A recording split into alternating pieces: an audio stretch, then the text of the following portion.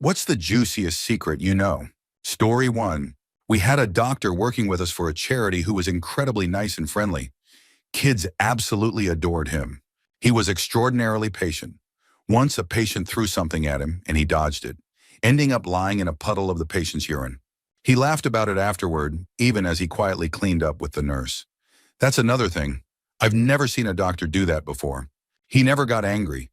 Even if a patient did something frustrating or foolish, he remained calm. Until one day, when a particular patient came in. She had been stabbed by her husband. Another doctor had tried to close the wound earlier, but her family wasn't interested in proper care until she started to deteriorate.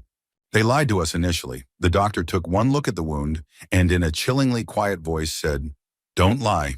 It wasn't funny. It was terrifying. That's all he said. But the way he said it made it clear he wouldn't tolerate dishonesty. You know that fear you had as a child when your dad was disappointed in you? That's what it felt like. No shouting, just an overwhelming presence. One of the family members pulled a coconut knife and swung it at him. I didn't even see him move, but he snatched the knife mid-swing, completely unfazed. He scrubbed up and repaired a small nick in her intestine. Then he called the police and testified against the family, despite their threats. Afterward, he offered the woman a job to help her gain independence. She eventually divorced her husband and left her family. Throughout it all, the doctor never raised his voice. I've seen him change clothes in private, away from everyone else. His body is covered in scars, and he has a Latin tattoo that reads something like, "In arduis fidelis." I've never met a doctor with so many scars. He speaks Arabic, too. I've seen him sit with Muslim patients and help them read the Quran. Even though we always had so much work, he found time to connect with patients. He might not be the smartest doctor, but he's definitely the kindest. People think he's harmless because he's so soft-spoken. They laugh at him sometimes because he flinches at the sound of fireworks or popping balloons. I don't think they realize he lets them get away with it, probably because he doesn't want to cause a scene. But this is the same man who didn't blink when someone swung a knife at him. Story 2. 2 weeks before my daughter's wedding, I discovered that my husband had been having an affair for over 5 years. He had a heart attack while out of town on business. It turned out that the stranger who saved his life by calling 911 was his mistress. After the heart attack, he told me he was impotent and couldn't take medication for it because of his heart condition. I believed him. When you're not a liar, you tend to believe what you're told. We'd been married for over 20 years, so I accepted that our relationship would shift to companionship instead of romance. In sickness and in health. When I found out about the affair, I confronted him. At first he tried to lie, but eventually he confessed. Suddenly, so many things made sense. The unexplained absences, the deleted phone calls and text messages. Looking back, I realized how oblivious I'd been. We agreed to stay together until after the holidays for the sake of our kids and grandkids. 2 months later, he had a massive stroke. Now I'm caring for a paralyzed man with brain damage. He cries and begs me not to leave him or tell our children about the affair. Story 3. My friend's wife bought him a PlayStation 4 and Battlefront for Christmas. Even though she had sworn she'd never support his gaming, the next time I see him, I'm just going to walk up and say, "You're welcome." But let me tell you a real story. The summer after I graduated high school, my group of friends and I went camping at a campground where one of the guys' family had a permanent trailer. We went every year. This year was different because the girls joined us for the first time. And since we were all 18, no parents came along. There was a creek nearby that was really popular for tubing, and we'd float down it almost every day. Later in the week, I think it was Thursday, the girls decided they didn't want to join us. So we went tubing without them, just having a good time. Eventually, a storm started brewing on the horizon, and the water's speed picked up. We kept an eye on the storm, but didn't think too much of it. Then a military-looking man on the creek side called out to us. He asked if we'd seen his daughter and her friend. He described them, and we all said no, but promised to keep an eye out as he continued searching upstream. About 5 minutes later, we heard laughing and thrashing from the opposite bank in the brush. At first it sounded normal, but then I thought I heard muffled screams. Curiosity got the better of me, so I convinced the others to check it out. We landed and quietly approached the source of the noise. What we found was horrifying. The 2 girls being searched for were there, being assaulted by 2 drunk men while a third was filming. We immediately rushed in. My friend wrestled one of them while I used my martial arts training to deal with the others. They stopped fighting back and ran off quickly. My friend managed to grab the camera before they escaped. We escorted the crying girls back to their father at the camp, handed him the camera without saying a word, and left. Later, two of the attackers' bodies were found beaten and hanged in the woods, about a mile from camp. We all knew who was responsible, but the girls never learned the full story. Artist Fury, Story 4. The ex-vice president of Nigeria accepted a bribe through a planned fertilizer factory in Bayelsa State. The ex-minister of finance, Aganga, did the same. He was notoriously sloppy, often drunk and willing to agree to anything as long as he was intoxicated in London. He was eventually demoted to a minor role, like Minister of Labor or Infrastructure, essentially a made-up position. Frank Nweke, the ex-minister of propaganda, hosted all internal meetings in his Mayfair apartment. Obasanjo was also tangentially involved. 5 companies, including Uday and Saipem, were bidding on the project. They were all told they would receive gas allocations from Dr. Ike of the parastatal, allocations equal to Nigeria's entire natural gas production, plus a planned expansion of 5 to 10% if they greased the wheels. All the companies paid bribes just before the election, which relied on dirty money to pay the military to suppress the North and ensure a PDP victory. This led to a very dirty war. Around 2,000 people died, many executed through the brutal practice of necklacing with tires. The dream was to produce fertilizer for Nigeria that could have supplied 25% of Africa's needs. Instead, corruption turned it into a deadly political disaster. Story 5. My grandfather killed his friend. He was Mexican and came from rural Mexico to work legally in the U.S. during the 1960s and 1970s. Like many others, he worked in agriculture and made some very close friends over the years. He would be away from his family for half a year or more before returning home. After finishing one work season, he traveled back to Mexico with a longtime friend. They had just crossed the border into Mexico and were walking along a dirt path alone when his friend suddenly pulled out a knife and tried to stab him. My grandfather managed to dodge the attack, and they ended up fighting, rolling on the ground. He fought for his life and, in the struggle, managed to stab his friend. It turned out his friend had planned to rob him of the money he was bringing back to his family. That's why he tried to kill him. My grandfather left the body somewhere only he knew and returned home. He never told my grandmother what happened. For years, he was haunted by nightmares and visions of the man he had killed. He felt guilty for not giving him a proper burial. Eventually, he went back toward the border, found the body, and gave it a proper burial. He said the nightmares stopped after that. Although he never regretted it, knowing he had acted in self-defense, he only told 2 people, my mother and me. My grandmother had no idea, and she never will, as my grandfather passed away a few years ago. Story 6. I have an open secret that not enough reporters seem to talk about. A significant number of Republicans and Republican organizations have taken money from the Moonies, a church cult with ties to North Korea that has literally sold weapons to the regime. Joe Biden's son was also involved in shady business dealings with one of Reverend Moon's sons-in-law. Reverend Moon, the cult leader, passed away about 2 years ago. The son-in-law in question was married to Tatiana, her Americanized name, the leader of the American branch of the church. However, Tatiana and her husband eventually divorced after she cheated on him with a member of her church's band, a man widely known as Hot Band Dad. She even had a secret baby with him, and the birth certificate leaked online. Tatiana's ex-husband was later prosecuted for questionable business practices involving millions in unexplained mystery money. Speaking of that money, millions of dollars in mystery funds have propped up church operations, shady dealings involving Joe Biden's son, and Republican politicians. The Moonies were prosecuted in Japan for exploiting widows by cheating them out of their life savings and pensions. Almost all members tithe at least 10% of their income, and in the 1970s and 1980s, many lived in vans, destitute, giving everything they earned to the church. My dad was one of them. He lived like that for 7 years, crammed into a van with 4 or more people, surviving on almost nothing while the church took it all.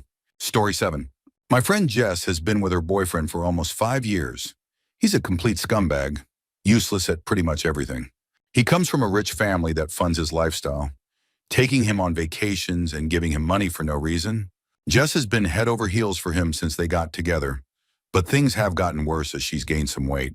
He's grown increasingly cruel, doing things like going to parties without inviting her, going out to dinner with his family and leaving her at home, and letting his druggy friends crash on their couch, which is actually her couch since she's the primary breadwinner. Early on in their relationship, I heard from another friend, Becky, that she hooked up with Jess's boyfriend at a party. She told me they kissed, and he let her perform oral on him. I've debated for a long time whether I should tell Jess. Becky told me in confidence, so I couldn't tell Jess without revealing who it was or her demanding to know the details. Jess is completely unaware, and it's heartbreaking because she constantly talks about how great her boyfriend is. I cringe every time she says it. A lot of it seems like wishful thinking. She has to know deep down that he's terrible. I've tried to point out his behavior before, but she always brushes it off. What makes it worse is that she said to me, I would trust boyfriend with my life. I know he would never cheat on me. If she ever found out about this, it would destroy her. Poor, clueless Jess. Story 8. Several of the restaurants I've worked at over the years have been propped up with mob money. At some places, it was kept under wraps. At others, it was more casual, like someone joking in the middle of a dining room full of customers. Oops, we let a case of foie gras go bad in the fridge. Time to call in some of that Coke money. There's also a Vietnamese restaurant in my town that I'm 90% sure is a front for human trafficking. It's directly across the street from a Vietnamese travel agency, and our town has a little Saigon area. One night, while driving home from work around 2 a.m., I saw two buses filled with young Southeast Asian women parked outside the restaurant.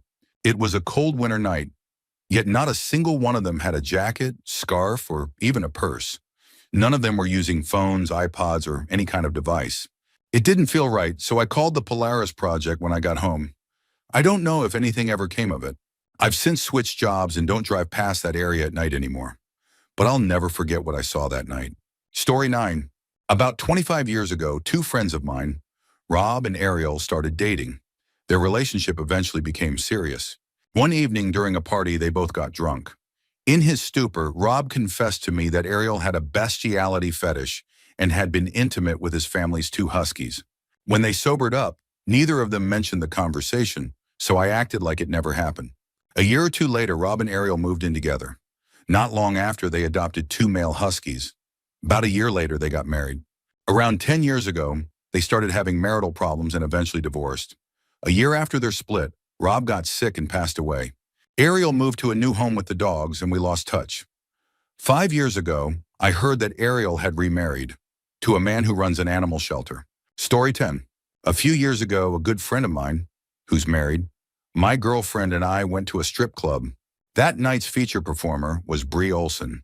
This was shortly after Charlie Sheen's infamous goddess phase, so it seemed like she was trying to make ends meet. After her show, she started offering private lap dances for about $150. My married friend decided to give it a try. My girlfriend jokingly bet me a blowjob that Brie Olson would end up doing more than just a lap dance. I took the bet. After all, she was a famous porn star. Surely she wouldn't be hooking up with random guys at a strip club for that price, right? While my girlfriend was in the bathroom, my friend casually sat down next to me and said, "So I just fed Brie Olson." I nearly spat out my beer. I asked him to explain, and he did, every detail. We both agreed to never tell anyone this story. Naturally, as soon as my girlfriend got back, I informed her that I'd won the bet and claimed my reward. So at least we both got lucky that night. Now with all the news about Charlie Sheen's HIV diagnosis, I'm tempted to give my friend a heads up. He's not someone who follows celebrity gossip, and this might be something he'd want to know. Story 11. A friend got really drunk one night and confessed something horrifying. He told me that 3 years earlier, he had raped the sister of another friend of ours while she was blackout drunk at a party. Apparently, he was buzzed but not too drunk to know what he was doing. Afterwards, she filed a police report and had a rape kit done, but there was no match in the system. About a month after the party, we learned she was pregnant. She decided to keep the baby, and her family and friends, including me, did everything we could to support her. Everyone except the guy who got her pregnant, that is. I was so furious when I heard his confession that I knocked him out cold. Then I called another friend of ours, and it took half an hour to convince him not to kill the guy. While he was still unconscious, I swabbed his mouth with a Q-tip and secretly had a paternity test done. About a month and a half later, the results came back positive. My friend and his parents took the results to the police. That guy is now in prison, where he's reportedly being assaulted just as he deserves. I figured I should finish this secret with the aftermath. Story 12. When I was 15, my parents split up, though they never officially divorced. My dad moved out and stopped contributing financially to the household. My mom didn't have a job, so things became difficult quickly. To help out, I started working for a friend's dad, who let me work under the radar. After school, during my freshman year of high school, I'd work from 3 p.m. to 10 p.m. When I'd get home late, my mom assumed I was just out with friends and not following her rules. She'd get mad, and for 2 years, my sisters and mom often called me lazy, a failure, and good for nothing, despite my efforts to keep up with school and work. They didn't suspect anything about the bills because they thought my dad was still covering them. I was the one who always took the bills out of the mailbox, keeping them from realizing the truth. Even though I worked hard to keep the lights on and food on the table, I never told them. I struggled with nearly failing school every year, but I never let them know the sacrifices I made. To this day, I've never told my family what I did, and I don't think I ever will. Story 13. I was with a girl for over 10 years, and we had a wonderful son together. For the most part, we were a happy family. When my son was 8, we broke up. It was an ugly breakup, and my son was devastated when his mom moved out. We were separated for about a year, during which she started dating a guy who was, to put it mildly, a loser. Even though we weren't together anymore, we kept in touch for the sake of our son. He lived with me but would visit her occasionally. Then she dropped a bombshell. I'm pregnant. She had gotten pregnant by this guy she was seeing, and I was furious. I had always held on to hope that we'd get back together, but this news crushed me. I didn't want anything to do with her anymore.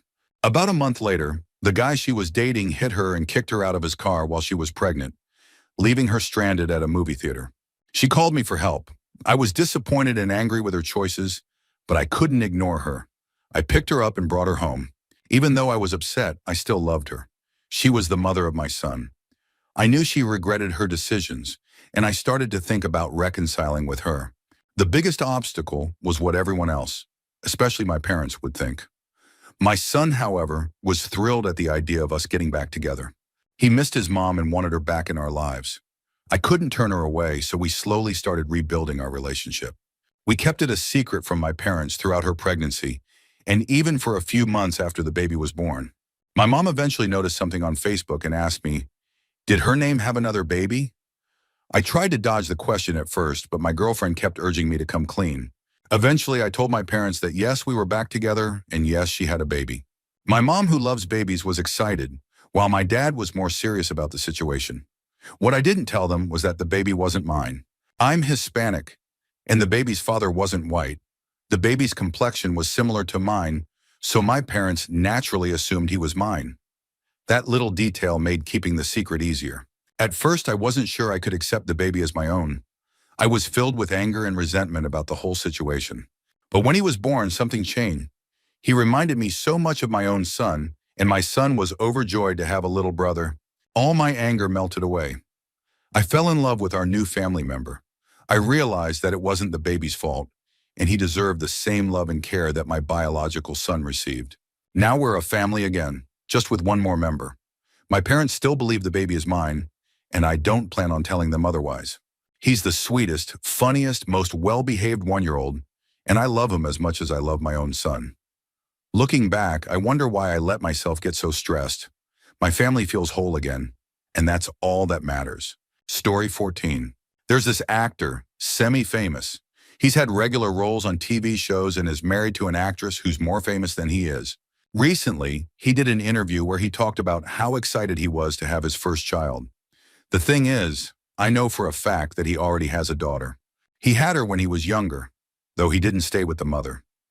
He's kept in touch with her over the years.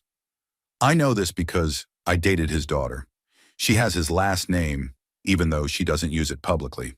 What's strange is that his daughter never kept their relationship a secret, so it's odd that it's not public knowledge. I guess he's just not famous enough for people to dig into details about illegitimate children. Still, I think it's weird, and honestly pretty crappy, for him to publicly call this new baby his first child, knowing his daughter might read that interview. Story 15. I had a best friend. She slipped into a coma due to a tumor and after surgery developed conduction aphasia. Just a couple of weeks before all of this happened, she had visited our hometown, where I still live. We'd been close since freshman year of high school, and we'd always had a bit of a crush on each other. Over time, though, we became best friends. We knew everything about each other. When she came to visit, we ended up sleeping together. It was amazing. If she hadn't moved away, I think we could have been a great couple. We were unexpectedly solely compatible. After she went home, she found out about the tumor. Before her surgery, she told me that if she lost her memory, which she did, I should tell her boyfriend to move on. Now her boyfriend still posts emotional, sappy messages on her Facebook wall, and her parents seem to think that's fine. Her parents are super conservative Christians, and they never liked me because I'm Native American and have long hair. She used to lie to them just to hang out with me. Now she lives only 20 minutes away, but I never see her. She doesn't even remember who I am, and I feel like it's best for me to stay away. It hurts, but I don't know how to face someone who meant so much to me when I don't exist in her memory anymore. Story 16. After our divorce, my ex-husband left behind a pile of junk. Among it, I found some waterproof field journals. One day, I grabbed one to make a grocery list. While thinking of what I needed, I flipped through the journal. It had old notes about guns and military stuff, which wasn't surprising. But further in, I found rough drafts of letters he'd written to family and friends while deployed. One letter was addressed to his cousin, detailing all the Sewell things he wanted to do to her. They were always very close and used to text until 3 a.m. most nights. But I never thought much of it because, well, they're related. Now it makes me wonder about all the other female cousins he would spoil and text until way past midnight. I also know he cheated on his current wife and even tried to kiss me while she was pregnant with his child. Disgusting. Knowing him, there's a good chance he acted on his fantasies with his cousin. I still have that letter. If I ever wanted to, I could ruin his entire life with it, even if nothing actually happened. Story 17. A friend of mine used to run an escort service and got really close to one of his workers. After some time, they started dating. She quit escorting, they got married, and just yesterday, they had their first baby. No one knows about this except for his brother and me, and no one ever will. Speaking of his brother, here's a wild story about them. These two brothers, close in age, were best friends growing up. They skateboarded, caused mischief, and filmed jackass-style pranks and stunts. Nothing too impressive, but it was fun for them. My friend, the one who ran the escort service, let's call him Farquhar, once pulled a prank on his brother John. One day, Farquhar snuck into the bathroom while John was in the shower. John didn't suspect a thing until a string of firecrackers went flying over the shower curtain. At the same time, Farquhar stuck his hand over the curtain and snapped a photo with a disposable camera. The firecrackers went off, Farquhar ran off, and John was furious. That seemed like the end of the story. Months later, Farquhar took the film to get developed and remembered the photo. When he saw it, he realized something horrifying. The photo captured John mid-masturbation, with a wild, intense expression on his face. Farquhar wasn't sure what to do with the photo. Obviously, no one should ever find it. So he put it in an envelope and taped it to the bottom of his TV, thinking it was the safest place. Years later, he came home one day to find his room clean. Shelves dusted, everything neat and tidy. Then he noticed the TV stand. It had been cleaned too. His hiding spot was empty. Farquhar panicked. His family didn't have a maid, so the only explanation was that his mom had found the envelope while cleaning. She never mentioned it, ever. Not to him, not to John, not to their dad. Years later, Farquhar told his dad about it, and his dad just laughed and laughed, finding the whole thing hilarious. Farquhar, however, still cringes every time he thinks about it. Story 18. A family member of mine is involved in politics, and I've picked up on some juicy secrets over the years. Federal prosecutors are often more corrupt than politicians. It's ironic, but federal prosecutors and attorney generals frequently build their careers on convicting politicians, often innocent ones. The justice system in these cases is heavily tilted in their favor. Innocence doesn't matter because their power is unchecked. Everyone fears becoming their next target. How special interests control politicians, lobbyists like the NRA or AIPAC, use a straightforward approach to control politicians. They'll offer a candidate millions in campaign donations, but demand loyalty on specific issues. If the candidate refuses, the lobbyists will back an opponent instead, almost guaranteeing the candidate's loss. Politicians often have no choice but to take the deal. Even if they have their own agenda, they must follow the lobbyists' priorities just to survive in the game. Obama's isolation in politics. Unlike most presidents, Obama didn't have a kitchen cabinet, a close circle of trusted advisors. This left him isolated, with no one in politics he could unconditionally trust. It made his presidency much tougher than people realize, and is something that deserves more respect. Foreign policy blunders and corruption. Most of the major foreign policy disasters over the last 60 years, like claims of Iraq's WMDs or the Vietnam War's fabricated Gulf of Tonkin incident, occurred because of corruption somewhere between the truth on the ground and the intelligence provided to the president. Middlemen distort or manipulate information for personal or political gain, leading to catastrophic decisions. Story 19. I live on a tiny tropical island nation, a former British colony, right on the harbor in the capital. My neighbor was an extremely wealthy old Englishman who had made a fortune mining phosphates, something connected to explosives during World War II. In his later years, he became frail, and the only person who cared for him was his gardener. His children despised him and never visited. My mother, feeling sorry for him, would send me over with soup. He never bothered to learn my name and only called me boy. One day, while in the clutter of his house, I saw a black and white photo of him and a strikingly familiar young woman sitting cozily together at a restaurant. Curious, I asked him who it was, thinking it might be his wife. "Boy," he said, "that's Liz." That's when it hit me. Her face was on the money we used at the time. I realized he was referring to Queen Elizabeth. He offered no further explanation, but the folder I'd seen contained more intimate photos of the two laughing, chatting, and clearly close. I'm fairly certain this man, who passed away decades ago, had a relationship with Queen Elizabeth. Story 20. I had a year-long, semi-relationship with an NFL player. We weren't officially boyfriend and girlfriend, but we went on dates, had a physical relationship, and did typical couple things. Everything was always on his terms, though. He explained that he wanted to keep his personal life private and that his sporadic schedule made it hard to commit. I accepted those reasons at the time. One night, I noticed a text from a girl he claimed was his ex-girlfriend. I didn't read it, but it struck me as odd that they were still communicating. When I confronted him, we fought, and the relationship ended. A few weeks later, I discovered that this ex-girlfriend was actually his fiancée, and they were married just 2 months after our breakup. All along, I had been his side chick without knowing it. Since then, he's faced some tough personal and professional challenges, so I'm cool with letting karma take care of things. Still, it's frustrating to see him celebrated as one of the good guys in the league every time I tune into sports radio or watch a game. If I ever came forward with the truth, it could destroy his career, but I've chosen to let it go. Story 21. I used to work in a deli at a family-owned grocery chain. The business had a reputation for being family-oriented and down-to-earth, but the owners were greedy and treated their employees poorly.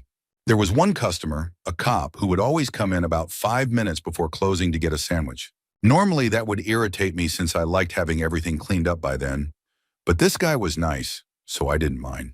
One night, instead of ordering his usual sandwich, he asked me to walk with him into one of the aisles. The store was nearly empty except for me, a couple of cashiers, and the closing manager. Down the canned goods aisle, he told me he needed to get something off his chest.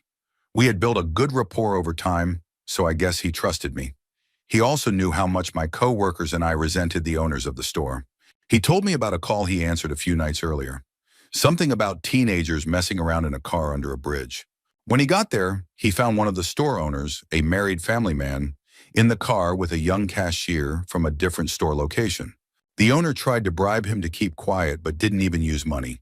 Instead, he offered steaks, lobsters, and whatever you want. The cop turned him down. He asked me if I thought he should tell the owner's wife about what happened. The twist was that the cashier had a fiancée, known for being angry and somewhat violent. The cop even considered knocking on the owner's door and telling his wife, but wasn't sure what to do. After dropping this bombshell, he just said goodbye and walked out. He didn't order a sandwich that night, and I never saw him again. I held on to that information and thought about using it to blackmail the owners into giving me and my coworkers the raises we deserved. In the end, I didn't have the guts. Months later, I quit the job but passed the information along to one of my coworkers. He was a hardworking guy who'd been there for years and never got a significant raise. When I told him, his eyes went wide. Part of me hoped he'd do what I couldn't, use the secret to get some justice. I never found out if he acted on it or not. Story 22. There's a girl in my hometown who has lived with her male best friend for a long time. She's very overweight, and this detail matters to the story. While he's a stereotypical playboy, long blonde hair, good looks, and a drummer in multiple successful bands. I know this secret because during a drunken moment of weakness, the girl confided in a few of her closest friends. She revealed that she and her male roommate had been secretly hooking up for a long time. She's deeply in love with him and wants their relationship to be public, but he's ashamed of her because of her weight. He even told her exactly how much weight she'd need to lose for him to date her openly. If she doesn't meet that figure, he's willing to continue sleeping with her in secret, but nothing more. As if that wasn't bad enough, here's where it gets scandalous. This arrangement went on for a couple of years, during which she got pregnant. She was terrified to tell him and couldn't bring herself to have an abortion. Instead, she decided to keep the pregnancy a secret. Because of her size, she managed to hide the pregnancy entirely. She carried the baby to term, gave birth, and had an adoptive couple lined up, all without anyone knowing. As far as I know, I'm one of a very small handful of people who know this, and I've never told anyone else out of respect for her privacy. Story 23.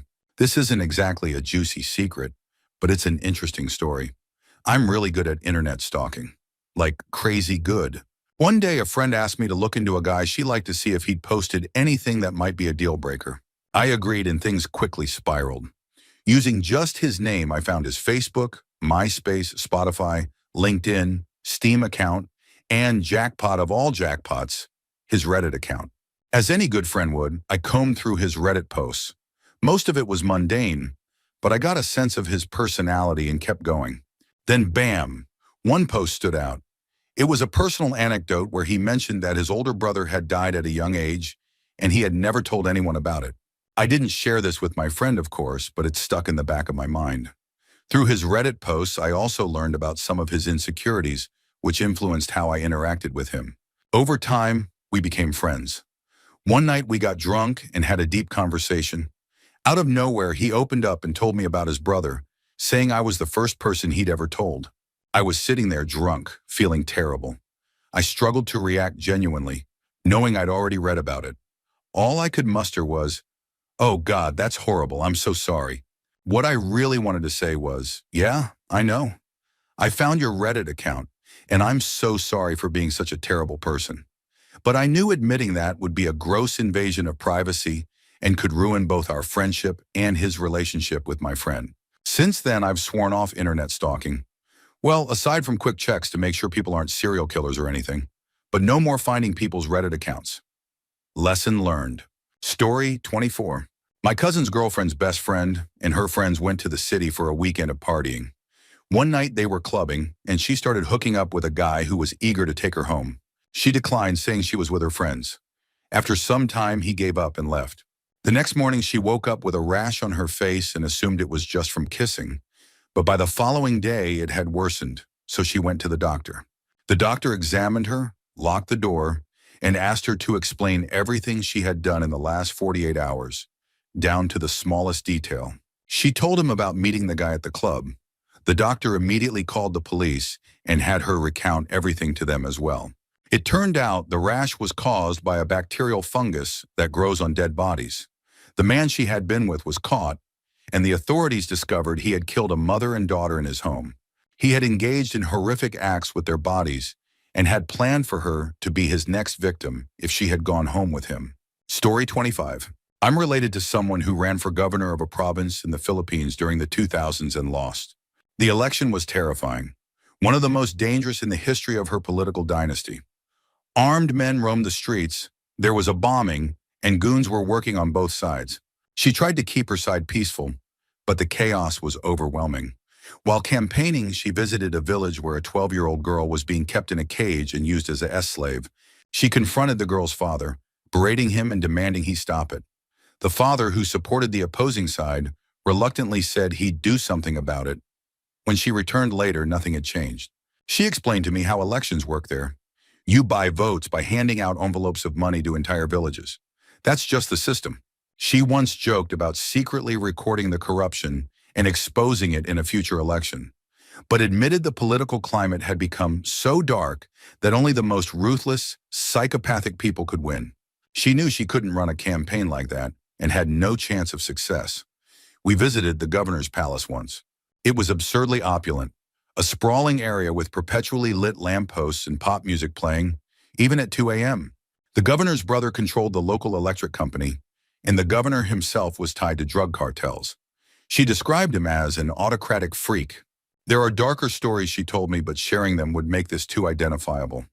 Let's just say the current regime planted evidence to discredit her family's dynasty and made them look far worse than they were. She also told me about a friend whose father was a governor in another province. He was so notorious that he had dead bodies and decapitated heads in his yard. He even burned down a village. The police and federal government turned a blind eye because of bribes, so eventually someone assassinated him. As an American, hearing these stories felt surreal. Corruption in the Philippines is deeply entrenched, and what you see in the media is often sanitized and far removed from the grim reality. The experience made me realize how hard it is to root out corruption once it becomes systemic. I can only hope U.S. politics never sinks to that level because, from what I've learned, there's a point of no return where fixing the system becomes nearly impossible. Story 26. I have a brother and sister, step-siblings, that I didn't know existed until I was 26 years old. When I came out to my father as gay, I was terrified because he's a strict military officer type. To my surprise, he was completely accepting, supportive, and loving. However, since we were sharing truths, he decided it was time to confess something he'd kept hidden. It turned out that when I was young, my father had started a family with another woman shortly after, or possibly during, his divorce from my mother. That in itself wasn't a big deal. People move on. The real, painful truth was that my mother had made him vow never to tell me about my brother and sister. She had threatened that, if he did, he'd never see me again, essentially weaponizing me against him. My father had always wanted me to meet them, but he honored the agreement to keep seeing me. Since then, I've met my siblings, and we've hit it off incredibly well. Despite growing up apart, we share the same values my father instilled and have many common interests. They're only about 7 years younger than me, so it's easy to connect with them. What hurts the most is knowing how lonely my childhood was. Growing up as an only child, I longed for a brother or sister to share things with or even argue with. My mother was often disinterested in me, and I spent most of my childhood alone in my room, rarely allowed to play downstairs. All that time, she knew I had exactly what I dreamed of, but kept it hidden from me out of spite. The secret now is that I know everything. My mother remains blissfully unaware that the truth has come out and that I've known for years. Maybe it's a little vindictive, but I'm planning to get married soon to my partner of 6 years. I intend to invite everyone, including my siblings and their family, to the wedding. I want to see the look on her face when she realizes her carefully kept secret has unraveled. Story 27. This shouldn't be a secret because it was reported to the police, but nothing ever came of it, so it feels like it's been buried. A co-worker of mine was murdered. He was a hard-working man whose wife had left him with 3 kids to care for. Despite the challenge, he did well raising his kids, but eventually got involved with the wrong crowd. Drugs, partying, and the like. One night at a party, he got into an argument with another man. He left the party, but the man followed him. While driving home on a country road, the other man ran him off the road, resulting in a horrific crash that killed my coworker. Several people at the party witnessed the events leading up to his death and told the local police. However, nothing was ever done. It's a small-town area, and I can't help but wonder if the man responsible had connections. Maybe someone the police knew or protected. Thankfully, the coworker's wife came back to take care of their children. She stepped up as a mother, and they seem to be doing well now. It's heartbreaking, though, because my coworker was a decent, hardworking guy who didn't deserve this. I used to carpool with him since we were neighbors, and I saw firsthand how much he cared for his kids and tried to make the best of his situation. It's sad to think his death might be one of those tragedies that never gets justice. Story 28. One of my close friends is secretly hated by everyone else in our friend group, and she has no idea. They constantly talk behind her back and call her a liar, even though I've never seen any real evidence of her lying. They think she lied about having cancer, despite the fact that she has a visible scar from the surgery and photos of her in the hospital. They think she lied about her job as a professor because they couldn't find her on the school's registry, though I know for a fact they Googled the wrong school. Recently, one of the girls in the group got married and invited her to be part of the wedding party. A week before the wedding, my friend's appendix burst, and she was rushed to the hospital, unable to attend. Everyone else claimed she faked the whole thing because she forgot to buy her bridesmaid dress in time. For her birthday, her parents, who aren't wealthy, bought her a hotel room in New York City and tickets for all of us to attend a football game. It was an incredibly generous gift, but no one showed up. I couldn't go because of health reasons, but when I texted her to ask how it went, she told me she ended up going alone because everyone else bailed. She's genuinely a wonderful person, and it breaks my heart to see how awfully the group treats her, especially since they've been calling her a liar for 6 years. She doesn't understand why everyone's been distant and cold to her since she missed the wedding. I'm torn about whether to tell her what they've been saying or stay out of it. It feels cruel to keep quiet, but at the same time, I don't want to stir up unnecessary drama. The fact that we're all in our late 20s and early 30s makes this petty behavior even worse. It feels like high school all over again. Story 29. 3 years ago, some guys from the neighborhood, known for dealing drugs and violence, started telling everyone they were going to beat up a friend of mine at a party. These weren't empty threats. These guys were notorious for stabbing or beating people half to death. Concerned, I went to my friend and asked if he was planning to go to the party. He replied, "Yeah, why are you asking?" I told him about the threats and he simply said, "I don't really care. John is going to be there." Then he walked away without explaining further. Everyone at our school knew John. He was huge, about 2 meters tall, and had a reputation for being friendly and peaceful. He never fought, so I was confused about why my friend felt so confident. At the party, the guys threatening my friend showed up. Everyone was terrified and didn't dare say anything. Just as they were about to start something, John stepped in. He whispered something to them, and they instantly went pale like they'd seen a ghost. John gestured for them to follow him outside and made a quick phone call. His expression was so terrifying that even I, who wasn't involved, felt scared. Curious, I followed them outside at a safe distance. What I saw shocked me. The guys, who were always threatening and intimidating others, were standing there with their heads down, completely silent. 2 black SUVs pulled up, and the guys were thrown into the vehicles, which then sped off. 2 days later, I heard that they were found in the hospital with nearly every bone in their bodies broken. It turns out John is the son of a high-ranking criminal, possibly connected to the mafia, and he considers my friend family.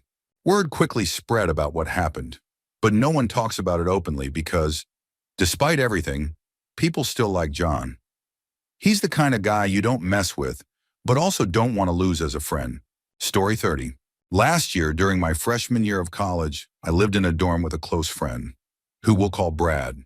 On April Fool's Day, I decided to play a harmless prank on him by dropping a bunch of Tic Tacs through the peephole of his door. It was unscrewed, leaving an open hole. I left a note that said, "I hope this doesn't tick you off." Brad laughed it off and promised he'd get me back with an April Fool's prank the next year. Fast forward to the end of the school year. While moving out, I accidentally left behind a spare backpack I really liked in Brad's room. I didn't have time to grab it in the chaos of moving, so I told him to hold on to it for me over the summer and return it when school started again. When the next semester rolled around, Brad gave me my backpack back, and I started using it daily for books, my laptop, and other school stuff. Meanwhile, Brad and our mutual friends kept teasing me, saying, "You'll never guess what's coming on April Fool's Day. Brad's got massive payback planned." I couldn't figure out what they meant, but it seemed like everyone was in on the joke. Months passed and more people heard about this prank. They kept telling me it was bizarre and that I'd never see it coming. Finally, one of my friends couldn't take it anymore and spilled the secret. Brad had taken my backpack home over the summer and cummed all over it. He came on the outside and the inside of the backpack, then gave it back to me, knowing I'd use it every day. When I looked at the backpack closely, I could see faint white stains on the fabric, both inside and out. Somehow I had never noticed before, and it sickened me to realize I had been carrying that around every day. The worst part, all of my friends knew. They had watched me walk around campus with that backpack and said nothing. Now the secret is that Brad doesn't know I've figured out his prank. I haven't confronted him yet because I want to get my revenge, something equally gross and humiliating. I'm debating whether to piss on his toothbrush, shave off his eyebrow, or come up with something even better.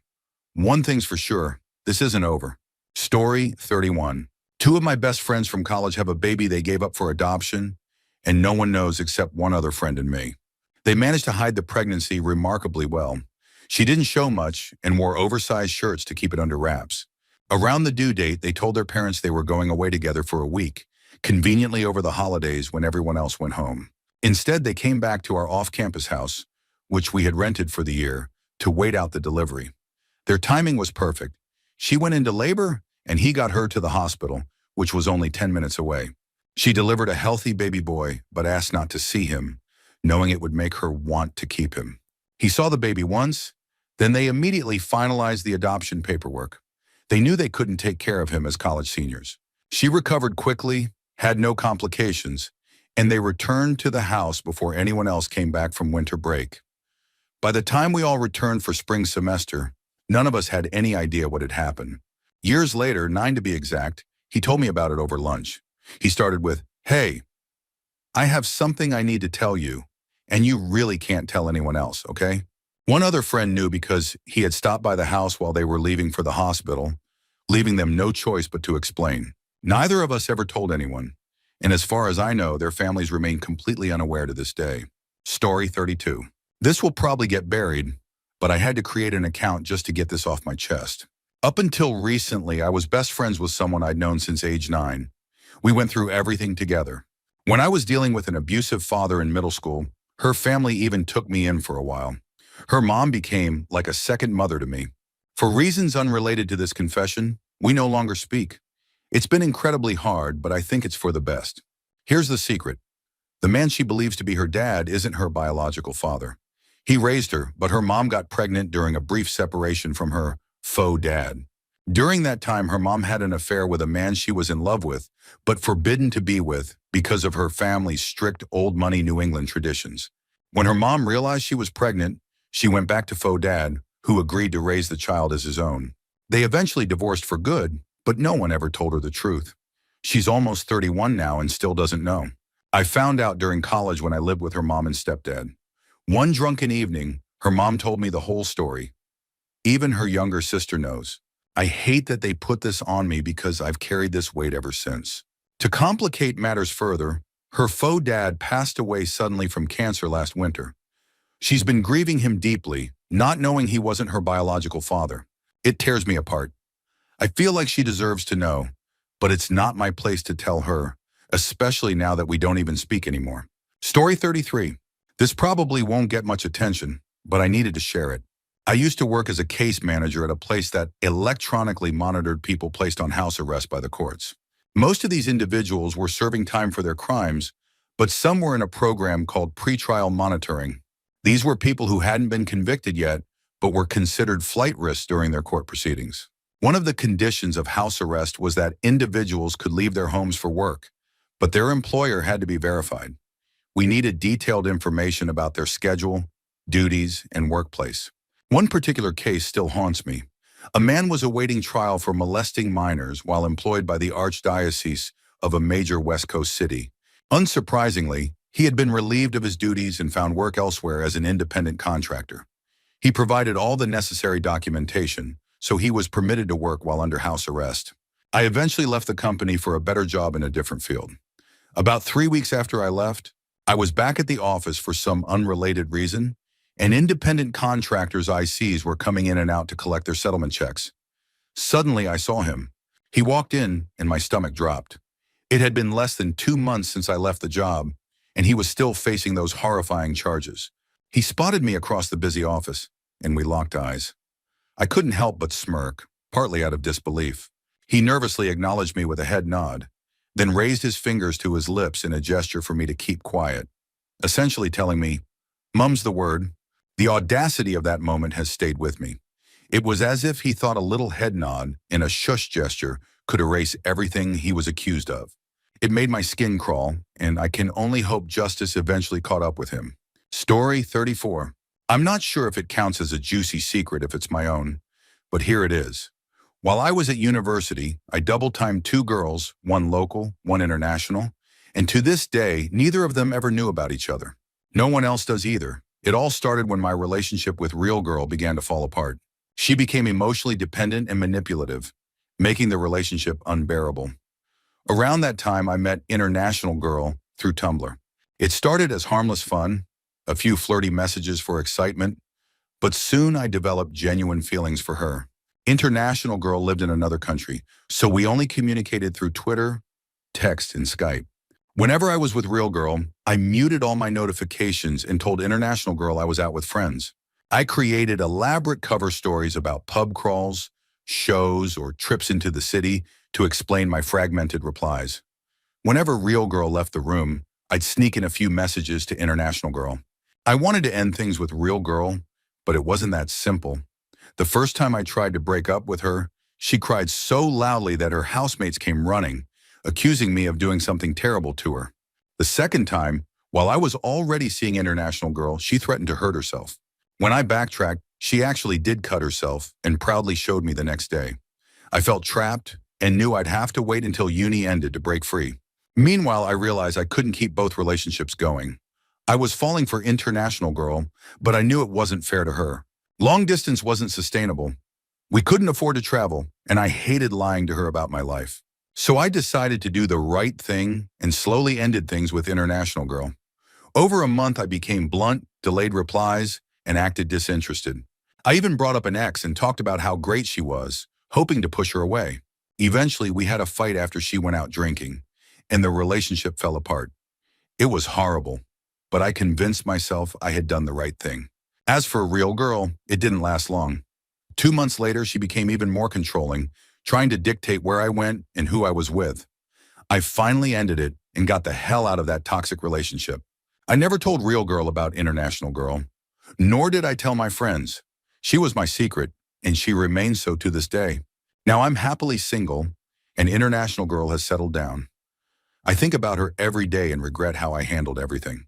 If we ever cross paths again, I'd have to come clean about my lies, and that would ruin any chance of rekindling what we had. I miss her, but I know I made my choices, and now I have to live with them. Ipriuan. Story 35. The ex-husband of the daughter of some family friends turned out to be gay. From what I've heard, their intimate life was a struggle. He could only perform during doggy style, and even then, he needed a cock ring to keep himself aroused. Despite this, they managed to have a child before their marriage eventually ended in divorce. I only met him once, at their wedding, so I don't know him personally. However, I've been told he's an attorney who primarily works for his powerful and connected family. This family dynamic has kept him closeted. His family would react extremely poorly to him coming out, and there's speculation they might even go to extreme lengths to silence him, given how much he knows about their secrets. Whether that's true or exaggerated, it paints a grim picture. The wife, understandably, developed significant issues as a result of the marriage. She turned to prescription drugs, which spiraled into addiction and ended up in rehab. Fortunately, she's doing much better now. To complicate things further, her husband racked up massive gambling debts, around $500,000, which her father ended up covering. This entire ordeal became a sort of soap opera in my family's social circle for years. My mom shared most of these details with me, including the surreal moment of hearing her use the word cock ring in a serious sentence. Thanks for that image, guy. Story 36. My cousin Tim has struggled with mental and psychological issues his whole life. The signs started showing when he was a child, though his parents only began seeking help when he was in high school. As kids, Tim was different. He choked his brother once, breaking the cartilage in his throat and leaving him unable to swallow properly for a while. Tim was still eating baby food until around the age of 7 and sucked his thumb well into our preteen years. He also carried around a mangled baby blanket and flapped his arms in ways that weren't typical for his age. He was aggressive toward me and my other cousins, but as kids I thought we were just roughhousing. Apparently I was the only one who fought back when he pushed too hard. When my family helped his parents move into a new house, my aunt, who is notoriously odd, told my mom to sort through their files.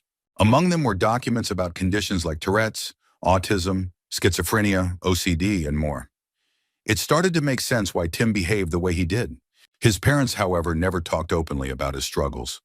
Whenever anyone brought up Tim's issues, they would shut the conversation down. Even when approached by family members who were professionals in special education, nursing, or social work. Now, Tim is much more settled, though he's still working through some challenges.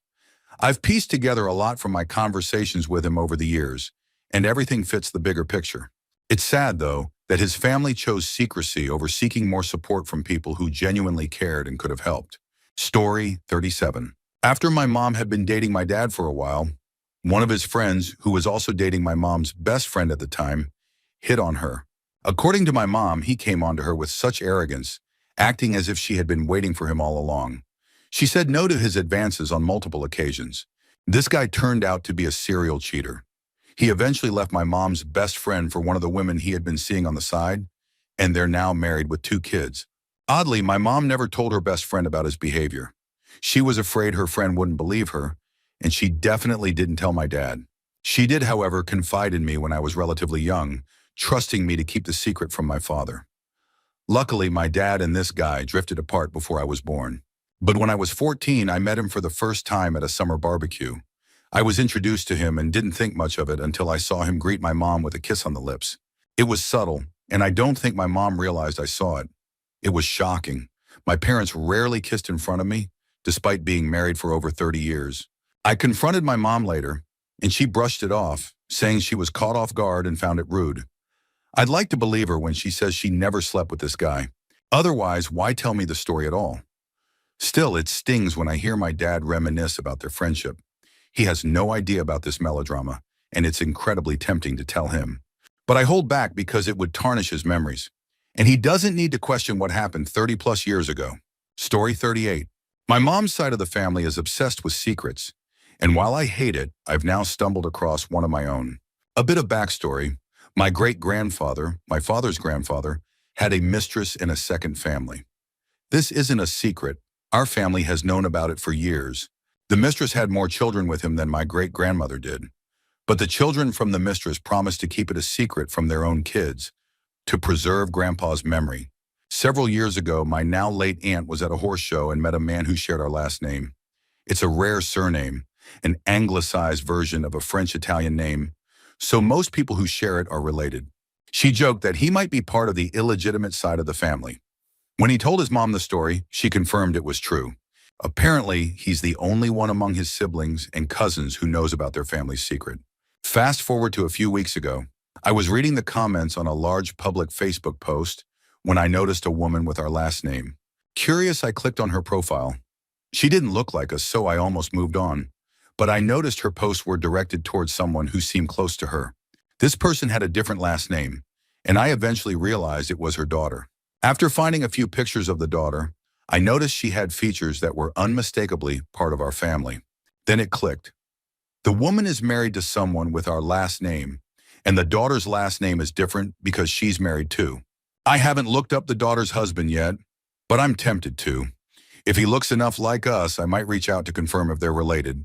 I haven't told anyone in my family about this yet because I'm not sure, but part of me hopes I've found some long-lost relatives. The thought of connecting with them is exciting, though I'm cautious about what it might uncover.